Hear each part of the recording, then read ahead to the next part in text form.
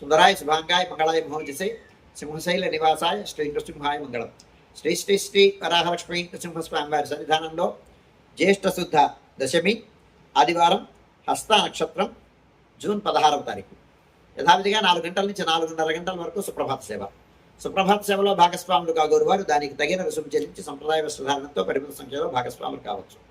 4:30 గంటల నుంచి 6:30 గంటల వరకు ప్రాతరారాధన.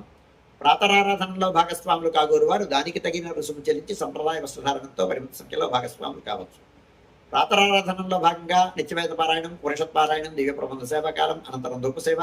ధూపసేవా సమయంలో చతుర్వేద పారాయణం, శ్రీరామాయణం, భారతం, భాగవతం, విష్ణు పురాణం, క్షేత్ర మహాత్మ్యం, వరాపురాణం, శ్రీభాష్యం, భగవద్విషయం మొదలైన గ్రంథాలన్నీ పారాయణం చేయడానికి ఉపక్రమిస్తారు.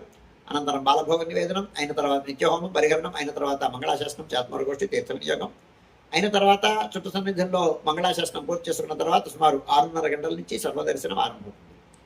7:30 గంటలకు ఆదివారం ప్రయుక్తంగా అష్టోత్తర శత స్వర్ణ పుష్పార్చనం, 8:30 గంటలకు ఆర్జిత గరుడ సేవ, 9:30 గంటలకు ఆర్జిత నిత్య కళ్యాణం ఆరంభమవుతాయి.